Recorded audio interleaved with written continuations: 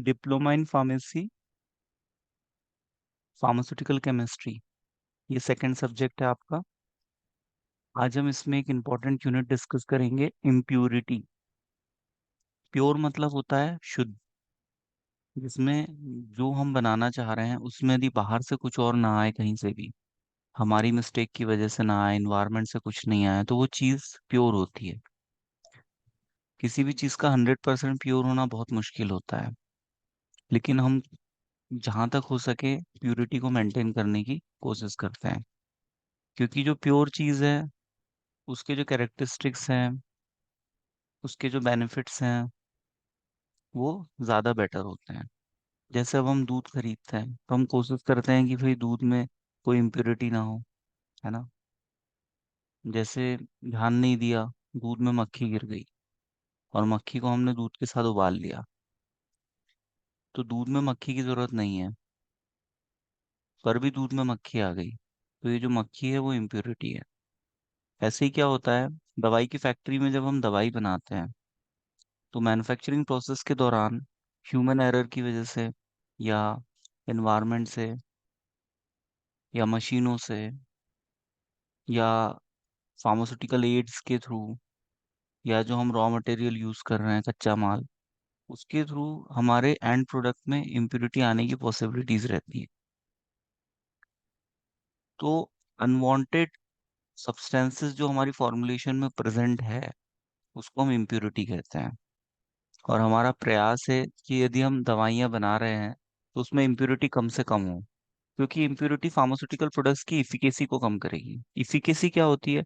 किसी pharmaceutical product की बीमारी को ठीक करने की क्षमता, इसको हम इफिकेसी बोलते हैं, तो ये कम करती है। दूसरा, इम्प्योरिटी की वजह से प्रोडक्ट की सेल्फ लाइफ भी कम हो सकती है। यदि हम उसको मार्केट में 2 या 3 साल तक चाहें कि वो रह पाए, तो वो नहीं रह पाएगा, तो उसका लाइफ स्पान भी कम होगा। ठीक है, शेल्फ लाइफ उसकी कम हो जाएगी। ऐसे बहुत से रीजन है जिसकी वजह से हम इम्प्योरिटी को अवॉइड करते हैं। तो इम्प्योरिटी बेसिकली अनवांटेड सब्सटेंसेस होते हैं जो कि हमारे फार्मास्यूटिकल प्रोडक्ट्स में आते हैं। ठीक है, और इनको हम एक लेवल तक ही टॉलरेट कर सकते हैं, क्योंकि 100% किसी चीज़ का प्योर होना पॉसिबल नहीं है। लेकिन इंडियन फार्माकोपिया में जो स्टैंडर्ड्स दिए हैं उस हिसाब से हम इम्प्योरिटी को टॉलरेट कर लेते हैं एक लेवल तक। उसकी लिमिट दी हुई है, उस लिमिट से यदि ज़्यादा लिमिट क्रॉस हो जाएगी तो हम हमारे प्रोडक्ट को फेल कर देंगे। मतलब उस बैच को हम मार्केट में डिस्ट्रीब्यूट नहीं करेंगे, उसकी सप्लाई नहीं होगी, कंज्यूमर उसको कंज्यूम नहीं करेगा। ठीक है, तो फाइनल गुड्स का जब क्वालिटी कंट्रोल किया जाता है फार्मास्यूटिकल लैब्स में, तो वहाँ पर इम्प्योरिटी को चेक किया जाता है, और इम्प्योरिटी यदि एक लेवल से ज़्यादा है तो उस बैच को हम फेल कर देते हैं। ठीक है, there are 3 different types of impurity in the pharmaceuticals: inorganic, और रेसिड्यूअल, और ऑर्गेनिक। ये 2 टाइप की इम्प्योरिटी होती है, इनऑर्गेनिक और ऑर्गेनिक। अब ये इम्प्योरिटी का रीजन क्या हो सकता है? मैन्युफैक्चरिंग प्रोसेस हो सकती है। मैन्युफैक्चरिंग प्रोसेस मतलब होता है दवाई को बनाने की मेथड, उसको बनाने की प्रोसेस। उस प्रोसेस के थ्रू भी इम्प्योरिटी आ सकती है। एक कॉज हो सकता है इसका डिग्रेडेशन। हमने जो एपीआई और फार्मास्यूटिकल एड को मिक्स किया है, उसके बीच में रिएक्शन से कोई डिग्रेडेशन या कोई कंपोजिशन हो गया है, जिससे कोई थर्ड सब्सटेंस बना है जो एज ए इम्प्योरिटी काम कर रहा है। हमारी फॉर्मुलेशन में एक होता है एपीआई, एक्टिव फार्मास्यूटिकल इंग्रेडिएंट। इसका काम होता है थेराप्यूटिक एक्शन देना, थेराप्यूटिक इफेक्ट देना। थेराप्यूटिक इफेक्ट मतलब होता है मेडिसिनल इफेक्ट। बीमारी के ट्रीटमेंट में जो दवा हम यूज कर रहे हैं उसका जो मेन इफेक्ट है उसको हम थेराप्यूटिक इफेक्ट बोलते हैं। हम उसको थेराप्यूटिक एक्शन बोलते हैं, जिसके लिए हम मेडिसिन को कंज्यूम कर रहे हैं, वो मेन इंग्रेडिएंट होता है। लेकिन उस मेन इंग्रेडिएंट को सपोर्ट करने के लिए हम जो एडिशनल सब्सटेंसेस डालते हैं, जैसे बल्किंग एजेंट है, जैसे कलरिंग एजेंट है, फ्लेवरिंग एजेंट है, स्वीटनिंग एजेंट्स हैं, हमने बाइंडर्स डाले हैं, हमने फिलर्स डाले, हमने इमल्शन बनाया तो इमल्सीफाइंग एजेंट डाले, हमने सस्पेंशन बनाया तो सस्पेंडिंग एजेंट डाला। तो ये फॉर्मुलेशन को सपोर्ट करता है। जो फॉर्मुलेशन को सपोर्ट करे हम उसको फार्मास्यूटिकल एड्स कहते हैं। और जो मेन इंग्रेडिएंट है जिसकी वजह से हमारी बीमारी ठीक होगी, हमारे सिम्टम सप्रेस होंगे, उसको हम कहते हैं एपीआई, एक्टिव फार्मास्यूटिकल इंग्रेडिएंट। तो किसी भी फॉर्मुलेशन में एक्टिव फार्मास्यूटिकल इंग्रेडिएंट्स के साथ फार्मास्यूटिकल एड्स भी होते हैं, तो दोनों का कंपैटिबल होना बहुत जरूरी है। और यदि हम फार्मास्यूटिकल एड्स यदि 4-5 यूज कर रहे हैं, जैसे हमने कलरिंग एजेंट भी यूज किया, फ्लेवरिंग एजेंट भी यूज किया, है ना, हमने प्रिजर्वेटिव्स भी यूज किए, preservative is also pharmaceutical ads, preservative add किया, तो ये तीनों भी आपस में कंपैटिबल होने चाहिए। मतलब हमारे फॉर्मुलेशन की जो कंपोजिशन के सारे इंग्रेडिएंट्स है वो आपस में कंपैटिबल होने चाहिए, उनके बीच में कोई रिएक्शन नहीं होना चाहिए, क्योंकि उनके बीच में रिएक्शन से कोई थर्ड कंपाउंड बन सकता है जो हमारे फॉर्मुलेशन को इम्प्योरिटी की तरफ लेके जाएगा। और हमको इम्प्योरिटी को जहां तक हो सके वहां तक अवॉइड करना, ठीक है। तो मैन्युफैक्चरिंग प्रोसेस में जो मशीनें हम यूज करते हैं, फैक्ट्री में मशीनें यूज होती है, मशीनरी, अब वो मशीनरी मेटल्स की बनी होती हैं, तो वो मेटल से भी इम्प्योरिटी आ सकती है लीचिंग के थ्रू, है ना। जैसे हम copper as a water purifier use करते हैं, क्यों?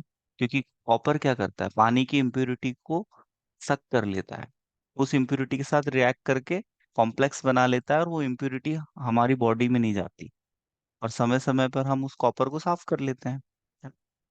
तो उसी तरह से क्या होता है, कोई भी मेटल के टच में यदि वाटर है या कोई फ्लूइड है, तो कांटेक्ट में आने से वहां पर उस मेटल से उसके जो एटम्स हैं उसके बाहर आने की पॉसिबिलिटी रहती है ना। जैसे कहते हैं ना भाई, ये फला बर्तन में आपको नींबू नहीं रखना है, इस फला बर्तन में आपको दही नहीं रखना है, क्यों नहीं रखना है? क्योंकि वो उस बर्तन से रिएक्ट कर जाएगा, और रिएक्ट करने के बाद वो अपनी प्रॉपर्टी को लूज कर देगा। उसका डिकम्पोजिशन हो सकता है, उसका डिग्रेडेशन हो सकता है वो हमारे किसी काम का ना रहे, है ना, उसमें पॉइजन का फॉर्मेशन हो जाए। तो इन सब चीजों को अवॉइड करना बहुत जरूरी है ना। जैसे एल्यूमिनियम के बर्तन बहुत ज्यादा यूज होते हैं हमारी कंट्री में। एल्यूमिनियम के जो बर्तन है, क्योंकि वो काफी चीप आते हैं, सस्ते हैं, अवेलेबिलिटी अच्छी है ना, इसलिए बहुत से घरों में एल्यूमिनियम के बर्तन यूज होते हैं। पर एल्यूमिनियम के बर्तन में पका हुआ खाना इंसान को काफी नुकसान पहुंचाता है, उसके ब्रेन सेल को डैमेज करता है। क्योंकि जब एल्यूमिनियम के बर्तन में जैसे आप दूध उबालोगे या आप चावल पकाओगे, दाल पकाओगे, तो जब उसको आप हीट देते हो तो एल्यूमिनियम उसमें आने लगता है, और जब एल्यूमिनियम उसमें आता है तो वो इम्प्यूरिटी को बढ़ा देता है, हमारे फूड की क्वालिटी को सब स्टैंडर्ड का कर देता है, उसको काफी डाउन डाउन में लेके जाता है।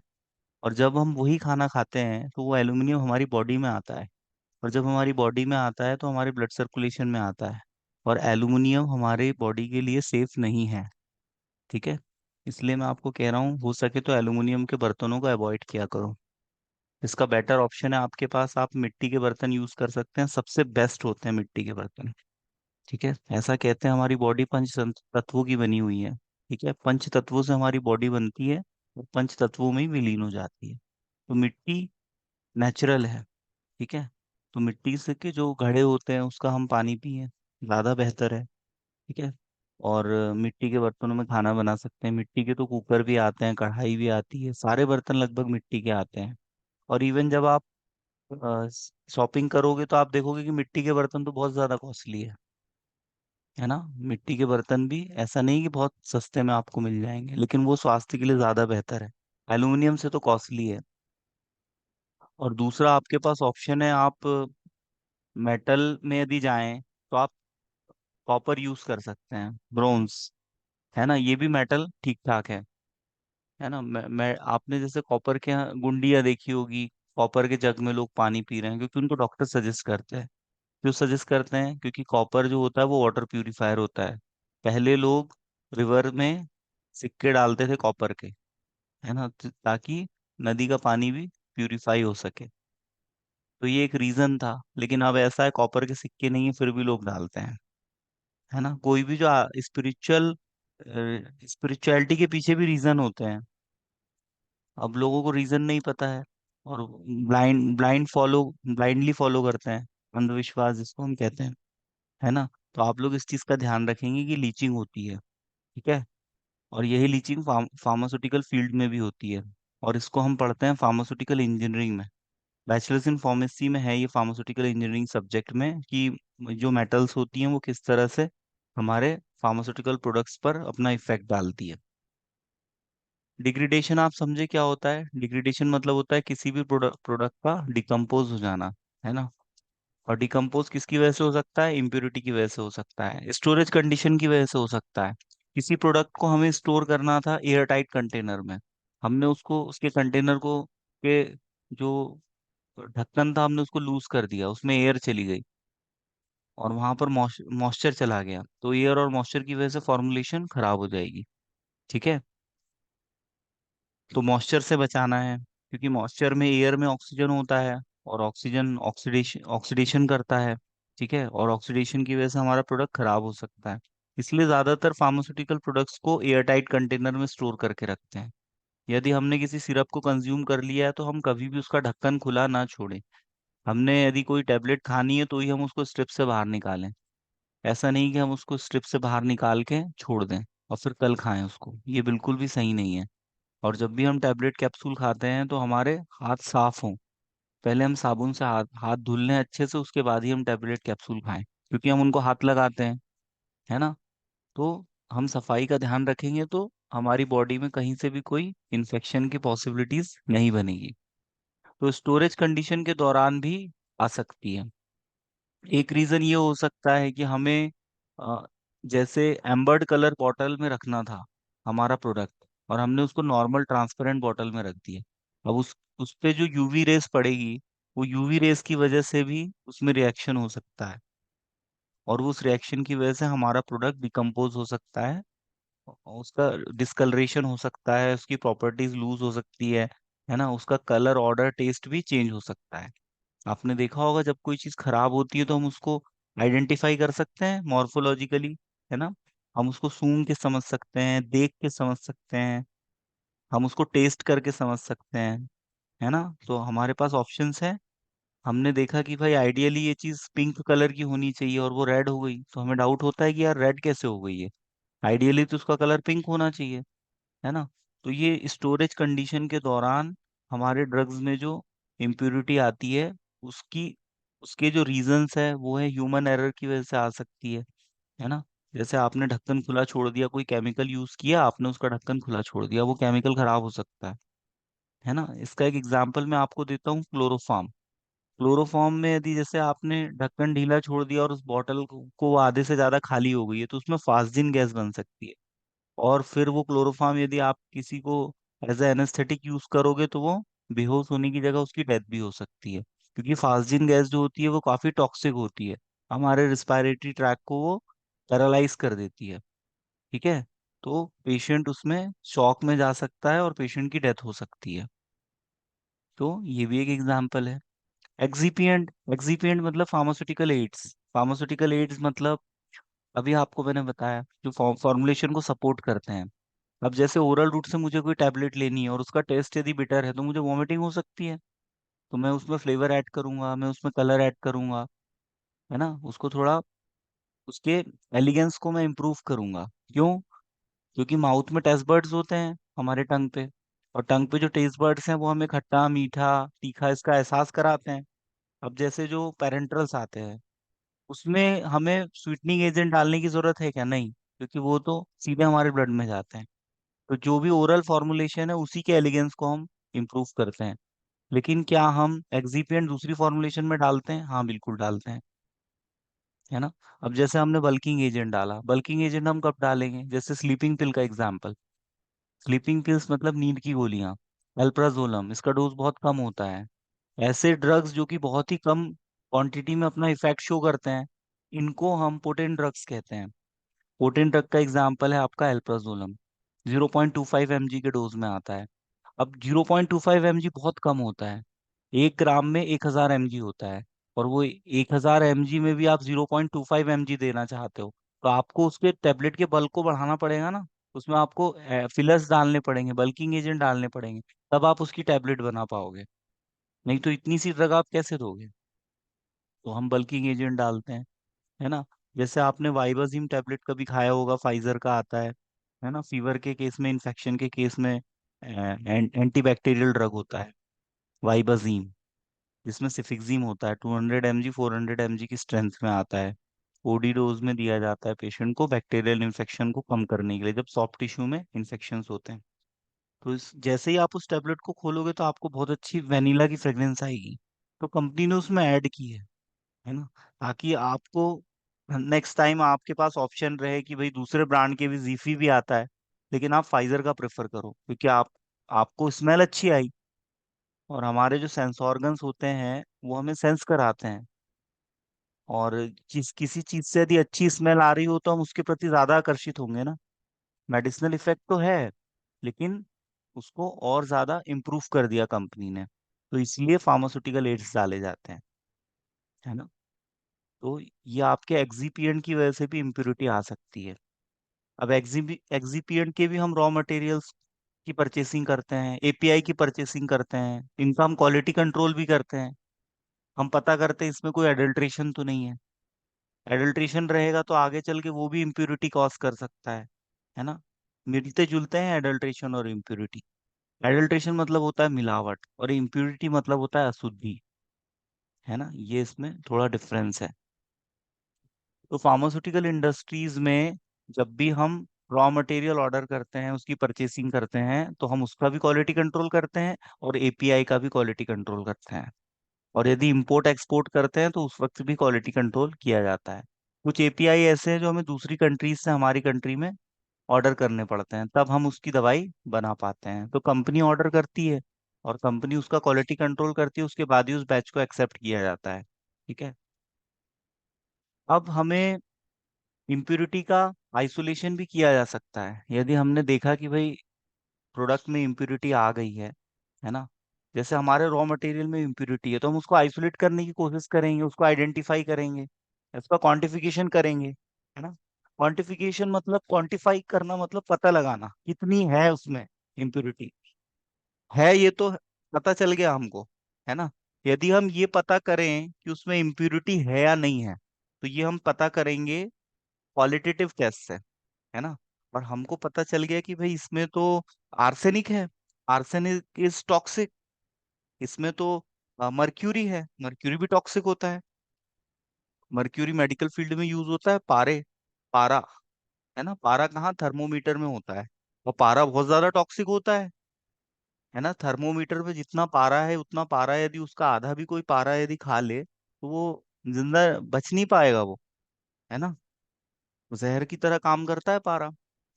तो यदि हम ये पता करें कौन सी इम्प्यूरिटी है, तो इसको हम कहते हैं क्वांटिटेटिव टेस्ट। और हमको पता चल गया इसमें पारा है, इसमें आर्सेनिक है, इसमें सल्फेट्स हैं, इसमें आयरन है ना। अब हम पता करें कि भाई ये कितना है, तो हम उसको बोलते हैं क्वांटिफिकेशन। मतलब हम क्वांटिटेटिव टेस्ट भी करते हैं और क्वालिटेटिव टेस्ट भी करते हैं। और क्वांटिटेटिव और क्वालिटेटिव टेस्ट फार्मास्यूटिकल एनालिसिस के ही पार्ट होते हैं। फार्मास्यूटिकल एनालिसिस क्या होती है? फार्मास्यूटिकल्स मतलब क्या होते हैं? दवाइयाँ। फार्माकॉन मतलब ड्रग। एनालिसिस मतलब किसी चीज को समझना, तोड़ के उस चीज को समझना, है ना, एनालिसिस करना, एनालाइज करना। तो हम फार्मास्यूटिकल प्रोडक्ट्स को, उसके रॉ मटेरियल को भी समझेंगे कि वो प्योर है या नहीं, एपीआई को भी समझेंगे, और इन प्रोसेस क्वालिटी कंट्रोल भी करेंगे कि कहीं कोई इम्प्योरिटी तो नहीं आ गई। और आ गई तो हम उस प्रॉब्लम को सॉल्व करेंगे, उस कॉज को हम इरेज करेंगे। हमने देखा कि भाई इस मशीन में ये जो मेटल यूज हो रही है, इस वजह से ये इम्प्योरिटी आ रही है। तो हम कोशिश करेंगे कि उसमें कुछ ऐसा सॉल्यूशन ढूंढेंगे कि वो इम्प्योरिटी कम हो जाए या वो इम्प्योरिटी ना आए। वैसे तो 100% इस दुनिया में कोई भी प्रोडक्ट नहीं बनाया जा सकता, उसमें माइनर क्वांटिटी में इम्प्योरिटी होती है। ठीक है, आ ही जाती है कहीं ना कहीं से। तो 100% तो प्योर कुछ भी नहीं है इस दुनिया में, लेकिन प्योरिटी की तरफ हम आगे बढ़ने की पूरी कोशिश करते हैं। जैसे आपसे कोई कहे कि आप 100% प्योर अल्कोहल बनाओ, तो दुनिया में कोई नहीं बना सकता 100% प्योर अल्कोहल। कोई ना कोई इम्प्योरिटी आएगी। आप यदि कहीं से अल्कोहल ऑर्डर करोगे और आप बोलोगे प्योर अल्कोहल दो, तो वो कहेगा साहब 98.98% प्योर है। ये नहीं कहेगा 100% प्योर है, बनाया नहीं जा सकता 100% प्योर अल्कोहल, है ना। उसमें इससे ज्यादा प्यूरिटी आपको नहीं मिलेगी, ज्यादा से ज्यादा 99% तक पहुंचेगा, 100% नहीं हो सकता। क्योंकि इम्प्योरिटी कहीं ना कहीं से आई जाती है, इन्वायरमेंट से आएगी, एयर से आएगी, कितना ही आप कुछ कर लो, ह्यूमन एरर से आ जाएगी, मशीनरी से आ जाएगी, ग्लास से आ जाएगी, ग्लासवेयर तो यूज करोगे, वहां से आ जाएगी, क्योंकि ग्लास में भी लीचिंग का प्रॉब्लम होता है ना। तो ये सब इम्प्योरिटी आ जाती है। तो हम इम्प्योरिटी का आइसोलेशन करते हैं, उसको निकालते हैं, उसका आइडेंटिफिकेशन करेंगे पहले तो, फिर उसका क्वांटिफिकेशन करेंगे। यदि वो एक लिमिट से ज्यादा है, आईपी में कहा है कि भाई फ्लोराइड इससे ज्यादा नहीं होना चाहिए ड्रिंकिंग वाटर में, है ना। डब्ल्यूएचओ गाइडलाइन जारी करता है कि भाई आपके ड्रिंकिंग वाटर में यदि फ्लोराइड की लिमिट इससे ज्यादा है ना, 0.5 पार्ट्स पर मिलियन ऐसी कुछ है शायद, तो उससे यदि ज्यादा है तो आप उस पानी को यदि यूज करोगे तो आपको फ्लोराइड की टॉक्सिसिटी हो सकती है ना। तो ऐसी लिमिट आईपी में दी हुई है, आयरन की लिमिट दी हुई है, सल्फेट्स की दी हुई है, मतलब जो भी टॉक्सिसिटी कॉज कर सकते हैं एक लिमिट के ऊपर, है ना। तो हम उसका क्वांटिफिकेशन करेंगे, यदि स्टैंडर्ड से ज्यादा है, मतलब जो रेफरेंस रेंज दी है उससे ज्यादा है, तो फिर हम उसके लिए कोई सॉल्यूशन ढूंढेंगे, है ना। और यदि हमारा प्रोडक्ट बन गया है तो हम उस बैच को फेल कर देंगे। और यदि रॉ मटेरियल है तो हम उसको बात करेंगे वेंडर से, है ना, कि भाई इसमें इम्प्योरिटी और स्टैंडर्ड से ज्यादा है, तो हम बैच को वापस कर देंगे। या तो हम कोशिश करेंगे उसको आइसोलेट करने की, है ना, यदि आइसोलेशन से वो रिमूव हो जाती है तो ठीक है। तो ये प्रोसेस अब अपनाते हैं। तो इम्प्योरिटी फाइनल प्रोडक्ट्स में भी प्रेजेंट हो सकती है, रॉ मटेरियल में भी प्रेजेंट हो सकती है, ठीक है, और जो एपीआई हमने ऑर्डर किया है उसमें भी प्रेजेंट हो सकती है, इम्प्योरिटी कहीं पर भी प्रेजेंट हो सकती है। आईसीएच भी गाइडलाइन जारी करता है। आईसीएच का फुल फॉर्म हमें पता होना चाहिए, international council for harmonisation, it's called ICH. ये एक अंतर्राष्ट्रीय संस्था है जो कि गाइडलाइन जारी जारी करती है गुड मैन्युफैक्चरिंग प्रैक्टिसेस के लिए, गुड लेबोरेटरी प्रैक्टिसेस के लिए। यदि कोई कंपनी फॉर्मुलेशन बना रही है तो भाई उसमें कितनी इम्प्योरिटी होनी चाहिए ऑर्गेनिक कंपाउंड्स की, है ना। इनऑर्गेनिक कंपाउंड भी आ सकते हैं, हैवी मेटल्स आ सकते हैं, है ना, और ऑर्गेनिक कंपाउंड भी आ सकते हैं। अब ऑर्गेनिक इम्प्योरिटीज क्या होती है? ऑर्गेनिक इम्प्योरिटीज ज्यादा देखी जाती है, ये मोस्ट पोटेंशियल होती है, इनके आने की पॉसिबिलिटी बहुत ज्यादा रहती है किसी भी प्रोसेस के दौरान। स्टोरेज के दौरान आ सकती है, सिंथेसिस के दौरान आ सकती है, जब हम केमिकल सिंथेसिस करते हैं लैब में तो वहां पर ऑर्गेनिक इम्प्योरिटी आ सकती है। इनऑर्गेनिक इम्प्योरिटी में आता है एलिमेंट्स, है ना, मतलब इसमें आते हैं हैवी मेटल्स, जैसे आयरन मैंने आपको बताया, आर्सेनिक बताया, पारा, जैसे एल्युमिनियम है। हाँ, तो ये मेटल्स में प्रेजेंट रहते हैं, ये आयंस आ सकते हैं, ग्लास से भी लीचिंग होती है, तो ये सब इनऑर्गेनिक में आएगा, ठीक है।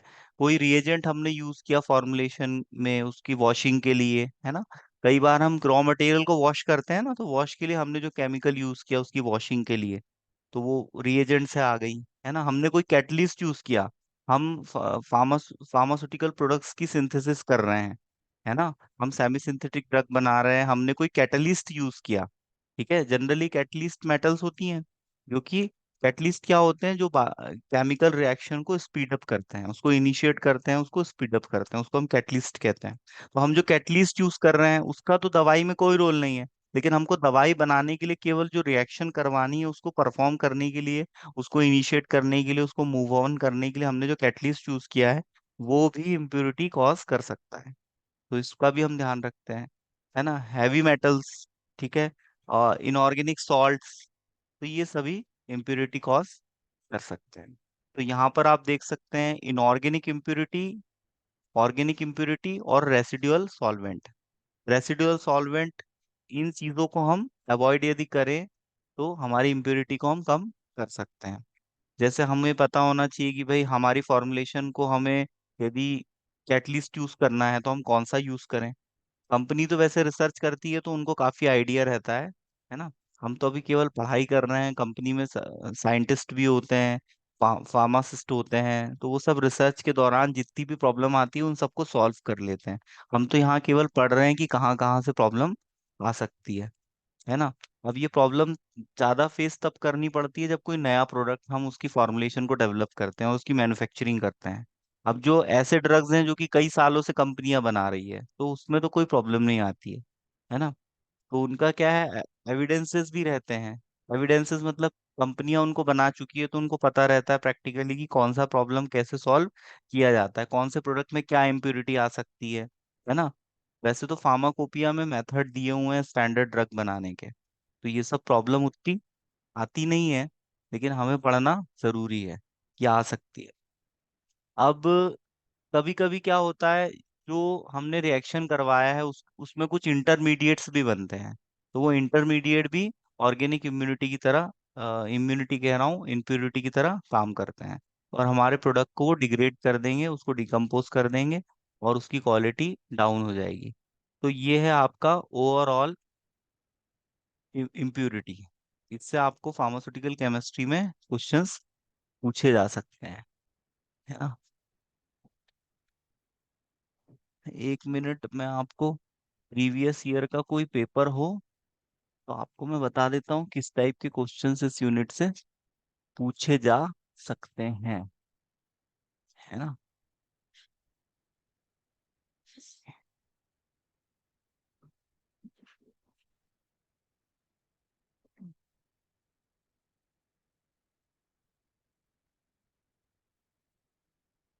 चलिए किसी और क्लास में मैं आपको इस यूनिट से जो क्वेश्चंस पूछे गए हैं वो मैं बता दूंगा, है ना। इसमें से ये क्वेश्चन पूछा जाता है, what are the different sources of impurity, what is impurity, what are the negative consequences of impurity in pharmaceutical products, है ना। इस टाइप के क्वेश्चन इसमें से पूछे जा सकते हैं। आप में से किसी को कोई डाउट है? चलिए आज की क्लास को हम यहीं खत्म करते हैं, ठीक है। और कल हम 7 बजे मिलेंगे। कल टाइम टेबल के हिसाब से जो भी हमारा सब्जेक्ट होगा उसको हम कंटिन्यू करेंगे, ठीक है। इसको आप पढ़ लीजिएगा, इसके सर नोट्स ये बना ली। हाँ। सर आज की जो वीडियो है ना सर, ये डाल देना सर ग्रुप पे। हाँ, मैं आज की वीडियो अभी 15 मिनट में आपसे शेयर कर दूंगा, ठीक है, link. Okay. Okay sir, okay. Okay.